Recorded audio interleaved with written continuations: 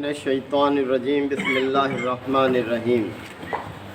وَإِن طَائِفَتَانِ مِنَ الْمُؤْمِنِينَ اقْتَتَلُوا فَأَصْلِحُوا بَيْنَهُمَا فَإِن بَغَتْ إِحْدَاهُمَا عَلَى الْأُخْرَى فَقَاتِلُوا الَّتِي تَبْغِي حَتَّى تَفِيءَ إِلَى أَمْرِ اللَّهِ فَإِن فَاءَتْ فَأَصْلِحُوا بَيْنَهُمَا بِالْعَدْلِ وَأَقْسِطُوا إِنَّ اللَّهَ يُحِبُّ الْمُقْسِطِينَ انما المؤمنون اخوة فاصلحوا بين اخويكم واتقوا الله لعلكم ترحمون يا ايها الذين امنوا لا يسخر قوم من قوم عسى ان يكونوا خيرا منهم ولا نساء من نساء عسى ان يكن خيرا منهن ولا تلمزوا انفسكم ولا تنابزوا بالالقاب بئس الاسم الفسوق بعد الایمان ومن لم یتب فاولئک هم الظالمون صدق اللہ مولانا العظیم۔ حضرات، سورہ الحجرات کے یہ پہلے اور دوسرے رکوع کی آیات ہیں۔ مختلف ہدایات اور نصیحتیں اہل ایمان کو کی جا رہی ہیں، اور یاد رہیں کہ یہ نصیحتیں نبی کریم صلی اللہ علیہ وسلم کے مدنی دور کے آخری حصے میں مختلف مواقع پر رب کائنات نے نازل فرمائی، اس لیے کہ اب دین اسلام اپنی تکمیل کی طرف بڑھ رہا تھا، اور یہ نصیحتیں اسلامی معاشرے کو باہم مربوط رکھنے کے لیے بہت اہم ہیں۔ انہی کے فقدان کی وجہ سے معاشرہ منتشر ہوتا ہے، طرح طرح کی خرابیاں پیدا ہوتی ہیں، اور اسلام کی جو برکات ہیں وہ مسلمان حاصل نہیں کر سکتے۔ تو فرمایا جا رہا ہے کہ وَإِن طَائِفَتَانِ مِنَ الْمُؤْمِنِينَ اقْتَتَلُوا، اگر مومنوں کے دو گروہ آپس میں لڑ جائیں، یعنی اتفاقاً لڑائی ہو جائے، یہ مطلب نہیں ہے کہ آپس میں لڑائی کریں، یہ مراد نہیں ہے۔ اس کا تو تصور نہیں کیا جا سکتا کہ مسلمان آپس میں دو گروہ لڑائی کی منصوبہ بندی کریں، اس کی تیاری کریں، اس کے لیے وقت کی تلاش میں رہیں، موقع کی تلاش میں رہیں، یہ تو توقع ہی نہیں کی جا سکتی کسی مسلمان معاشرے کے اندر۔ اچانک شیطان کی کسی اکساہٹ کی بنیاد پر کوئی لڑائی ہو جائے، وہ مراد ہے یہ۔ تو فرمایا کہ وَإِن طَائِفَتَانِ مِنَ الْمُؤْمِنِينَ اقْتَتَلُوا،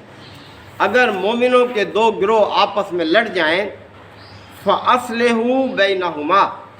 تو ان دونوں گروہوں کے درمیان صلح کراؤ، یعنی دوسرے مسلمان جو ان دونوں گروہوں سے علیحدہ ہیں، ان کی یہ ذمہ داری ہے کہ وہ ان کے درمیان صلح کرا دیں۔ وہ ایسے نہ ہو کہ ہاتھ پہ ہاتھ دھرے بیٹھتے رہیں، یا یہ کہ اس لڑائی کا تماشا دیکھیں یا اس کو بھڑکائیں، یہ ان کا کام نہیں ہے۔ لہذا اہل ایمان کی ذمہ داری ہے کہ وہ ان دونوں گروہوں کے درمیان اپنی جو بھی صلاحیت ہے، جو بھی حیثیت ہے، اس کو استعمال میں لائیں، اور ان کے درمیان فوری طور پر جلد سے جلد ان کے درمیان صلح کرائیں۔ فَإِن بَغَتْ إِحْدَاهُمَا عَلَى الْأُخْرَى، اور اگر ان دونوں میں سے ایک جو ہے وہ دوسرے پر زیادتی کر رہا ہے اور صلح پر نہیں آ رہا، سمجھانے سے نہیں سمجھ رہا، یعنی صلح کی تمام کوششیں اگر ناکام ہو گئی ہیں، تو پھر دوسرے مسلمانوں کی کیا ذمہ داری ہے؟ فَقَاتِلُوا الَّتِي تَبْغِي حَتَّى تَفِيءَ إِلَىٰ أَمْرِ اللَّهِ، تو دوسرے مسلمانوں کو چاہیے کہ وہ زیادتی کرنے والے کے خلاف لڑیں، اس سے لڑیں یہاں تک کہ وہ اللہ کے حکم کی طرف پلٹ آئے، اللہ کے حکم کی طرف رجوع کر لے، اللہ کی طرف وہ پلٹ آئے، اس کی اطاعت اور بندگی کو اختیار کرنے والا بن جائے۔ یعنی دوسرے مسلمان جو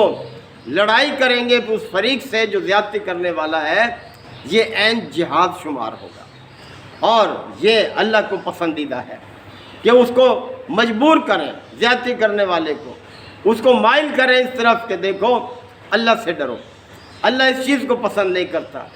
ظلم اور زیادتی اللہ کو روا نہیں ہے، اور اس کو جلد سے جلد اس طرف مائل کریں۔ فَإِن فَاتَ، پس اگر وہ پلٹ آئے، یعنی اس طرف رجوع کر لے، فَأَصْلِحُوا بَيْنَهُمَا بِالْعَدْلِ، تو پھر ان دونوں فریقوں کے درمیان عدل کے ساتھ سلوک کراؤ، عدل کو پیش نظر رکھو۔ ایسے سلوک محض جو لڑائی رکوانے کے لیے ہو وہ صلح کارگر نہیں ہوتی، وہ اللہ کو مطلوب نہیں ہے۔ ایسے سلوک ہو جو عدل کی بنیاد پر ہو، وہی صلح جو ہے وہ دیر پا ہوگی اور اس کے اچھے اثرات ہوں گے۔ یعنی ظلم کا ازالہ ہونا چاہیے، عدل ہونا چاہیے، وَأَقْسِطُوا، اور انصاف پر قائم رہو۔ ان اللہ یحب المقسطین، اللہ تعالیٰ انصاف کرنے والوں کو پسند کرتا ہے۔